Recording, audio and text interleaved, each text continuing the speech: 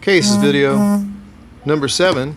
Joseph H. Jackson in Nauvoo.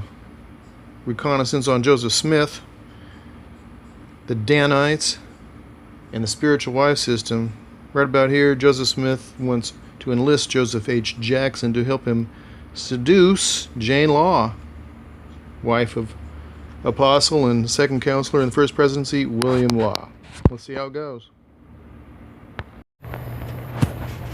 Okay, so, for I would have nothing to do with such things, but remark that if all parties were agreed that he and Law had better swap wives, to which he, Joseph Smith, replied that that was all Emma wanted. The conversation then turned on other subjects, and Joe boasted of his feats and schemes, and how cunningly he had carried his measures. He spoke of his spiritual wives particularly, and called them great captains in his service to carry his design, and remarked that through them he could get any stranger's money.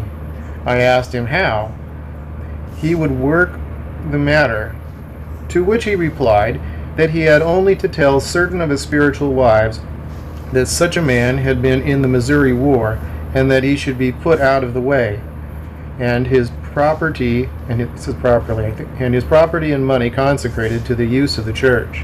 Then said he, it is darned easy for them to get into his good graces and to mix a white powder with his victuals and put him out of the way. Just a comment here, that's the same thing that William Smith, Joseph's brother, and another of their family members said that Hosea Stout did to Joseph Smith's other brother. I forget, it was Samuel, or I think it was Samuel Smith, who was in line, or probably a possible favorite for taking over the church after Joseph Smith died, but he suddenly died.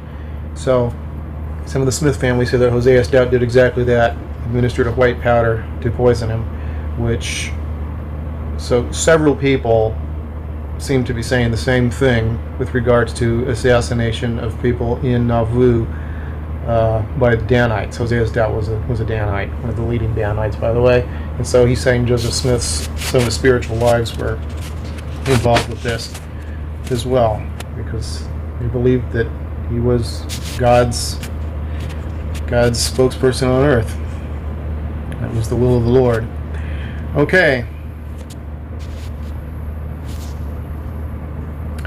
I then told him that he ought to give me the names of these women, as they might be of great service to me in carrying his secret measures. He then went on to give me the names of women who, he said, would go to the ends of the earth for him, but I shall not in this place disclose them. My reason for silence on this point is that the governor, to whom I disclosed all the abominations to which I refer in these pages, did not pursue the proper policy, but treated my disclosures with contempt.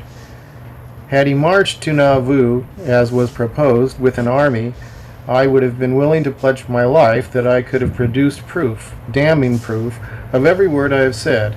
To disclose names when the proof was at hand would have produced its proper effect, but to mention them in these pages would only defeat the object which I have in view. Besides this, many of Joe's spiritual wives are honest in their belief of the correctness of the doctrine, and to the world they have untarnished characters.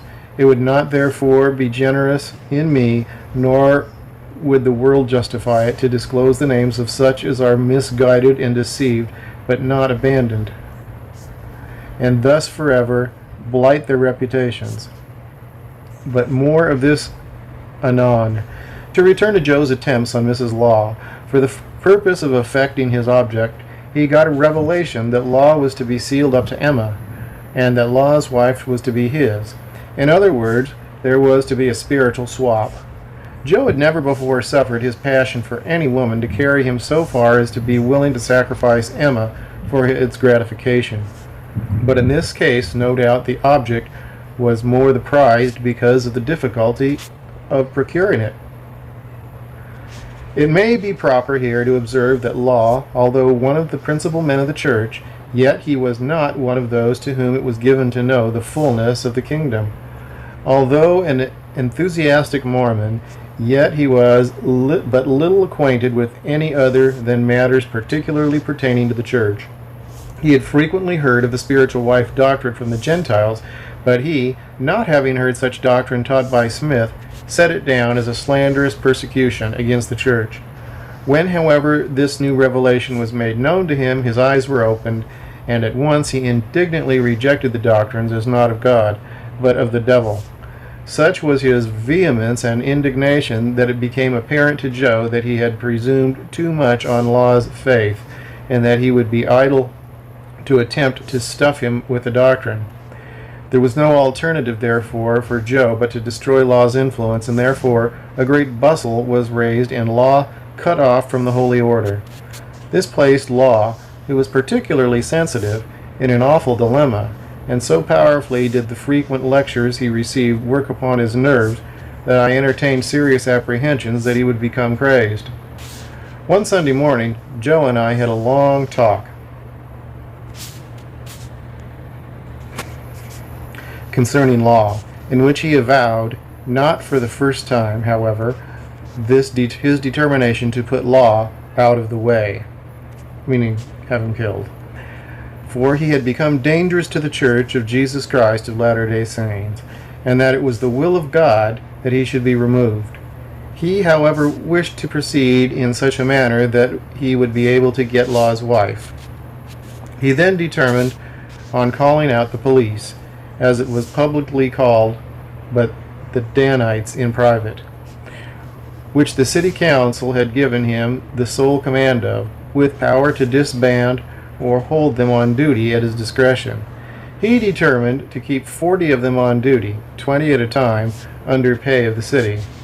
The reason for this proceeding as given to the people was that he thought it necessary to have a city watch, but the real object, as he disclosed to me, was to murder his enemies.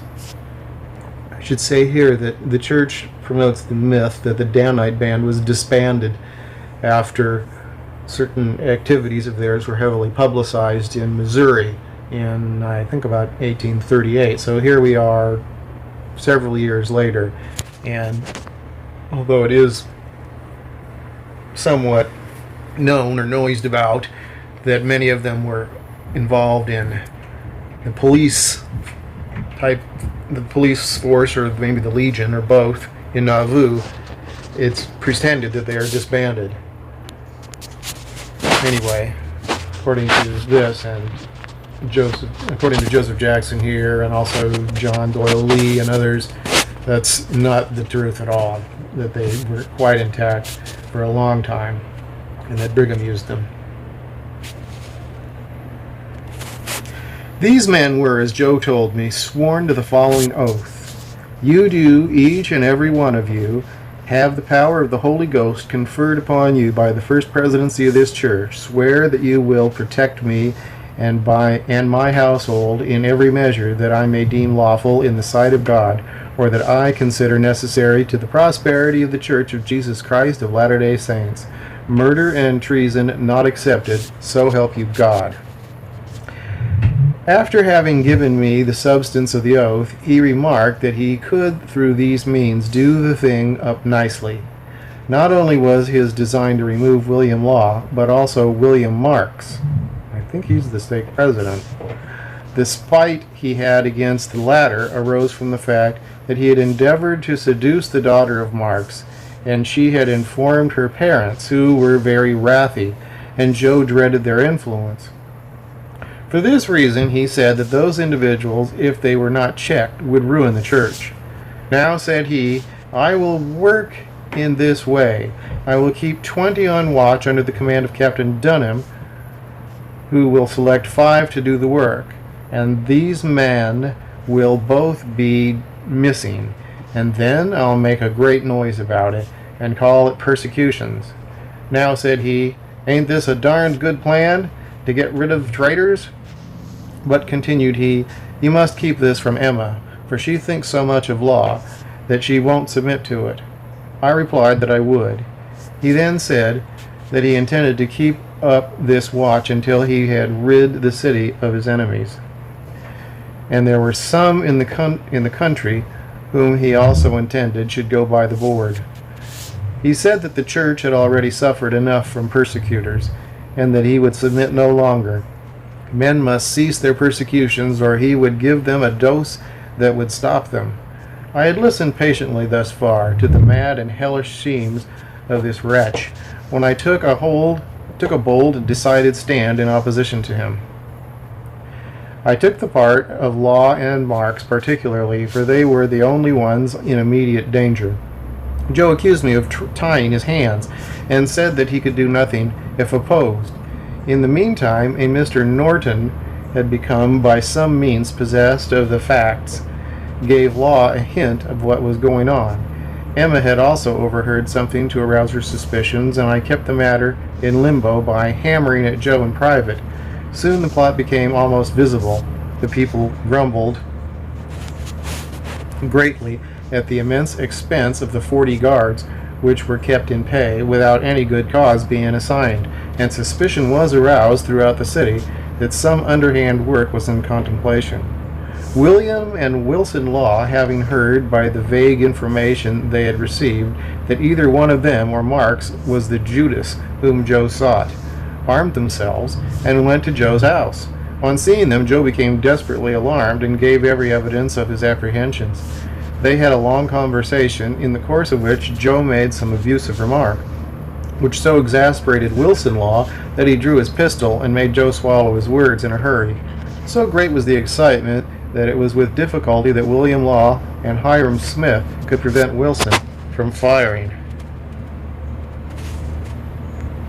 Joe, seeing his plans foiled, determined on making capital of the whole affair by raising the cry of persecution. Accordingly, he called the city council together, and in order to show the public that there was no ground for the rumors that had been afloat concerning the plot against Law, he brought up all the 40 guards up and questioned every man whether he had ever bound them by a secret oath. Every man appeared perfectly amazed, and not one had ever known of any such thing, nor did they know anything about the conspiracy against Law and Marx. This is part of Joe's game. Whenever he's accused of secret plots, he calls his men, who are instructed to appear as foolish as possible, to disprove the accusation. Hey, that sounds like what he did with the accusations of polygamy, too. Okay, so it's on to video 8. This series goes to 10 in the adventures of Joseph H. Jackson in Nauvoo with Joseph Smith Jr., the Danites, and the spiritual wives that he was basically doing a reconnaissance mission on, so we could reveal to the world the horrors of what were going on with the secret combination set up by Joseph Smith, Sidney Rigdon, Hiram Smith, and probably Samson Avard, the Danites, and the Council of 50.